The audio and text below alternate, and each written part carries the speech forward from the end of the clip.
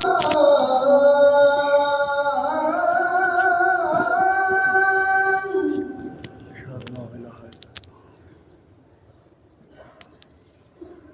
أن لا إله إلا الله.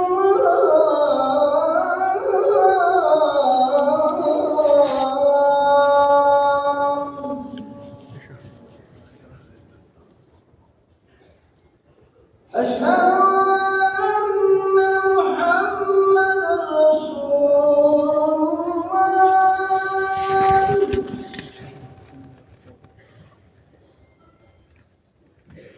أشهد أن محمدا رسول الله.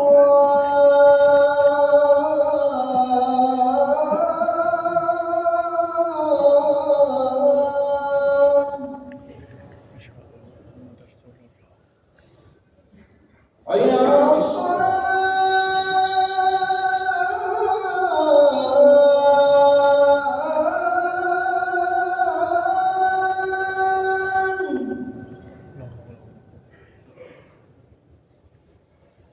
حي على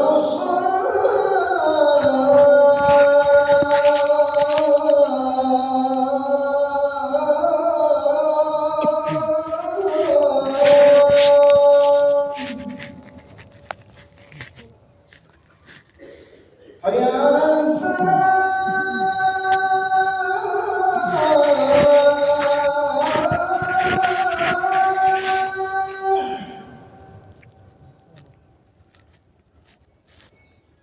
حي على الفلاح.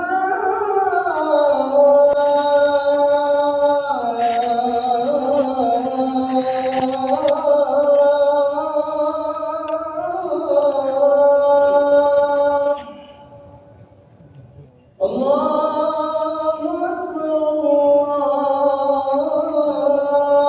الله أكبر.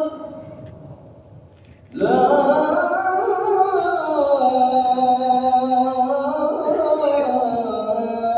إله إلا الله.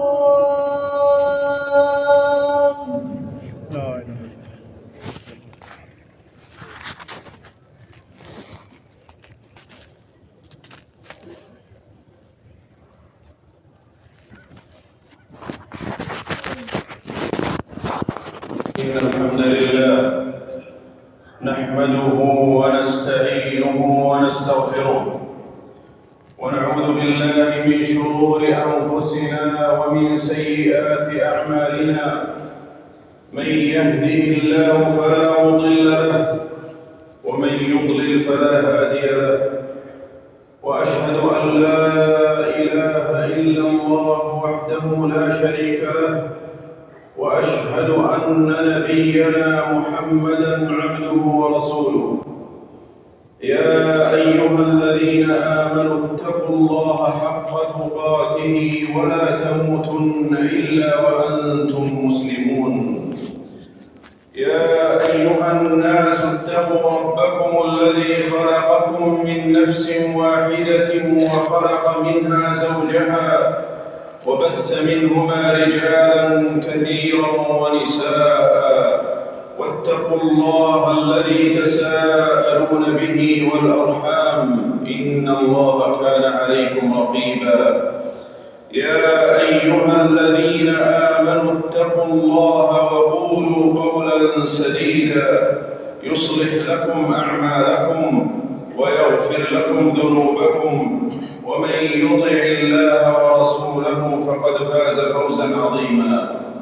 أما بعد، إخوة الإيمان، فإن تقوى الله وخشيته سرور تنشرح له السرائر، ونور تنفتح منه البصائر، وأهل التقوى بجنة الدنيا ينعمون وفي معية الله يتقلبون.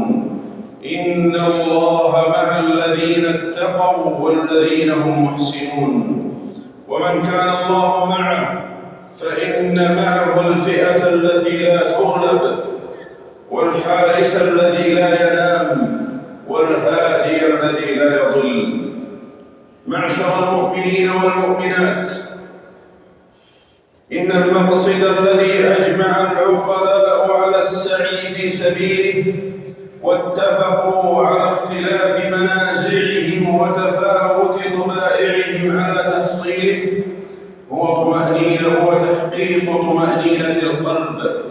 هو تحقيق طمأنينة القلب، وسكينة النفس التي بها تكون الحياة الطيبة والعيشة الراضية.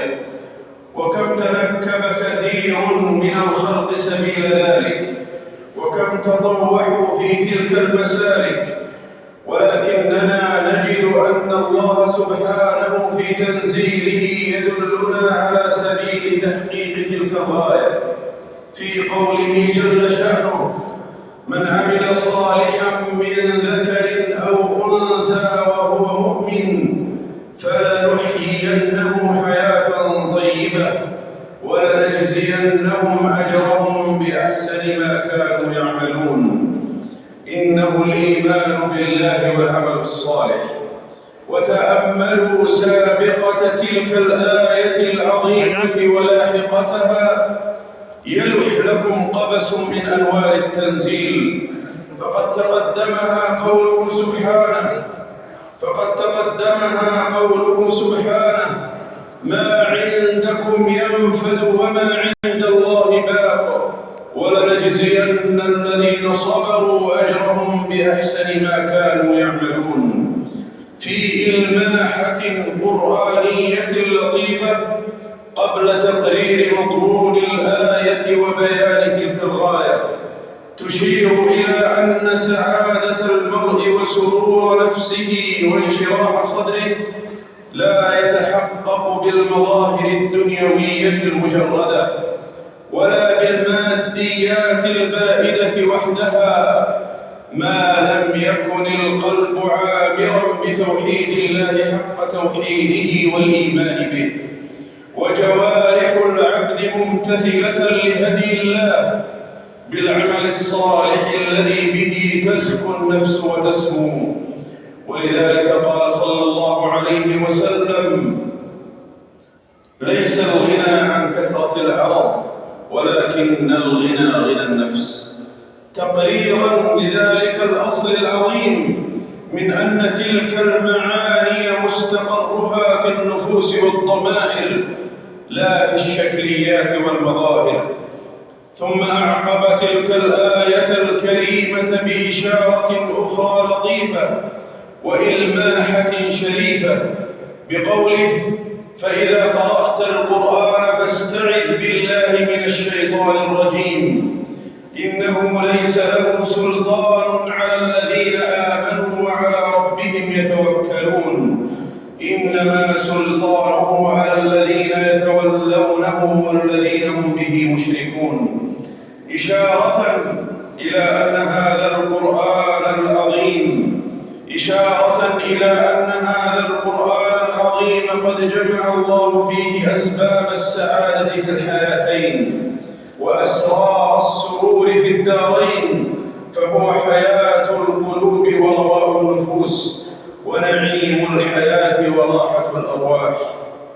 إن الحياة مع القرآن تلاوة وتدبرا وعلما وعملا هو النعيم الحق الذي يتضاءل عنده في الدنيا كل نعيم. فالمؤمن حين ينهل من معين ذكر الله يروى قلبه بالطمأنينة ويفيض بالسكينة. الذين آمنوا وتطمئن قلوبهم بذكر الله، ألا بذكر الله تطمئن القلوب. كما أن في قوله سبحانه: إنه ليس له سلطان على الذين آمنوا وعلى ربهم يتوكلون إنما سلطانه على الذين يتولونه والذين هم به مشركون.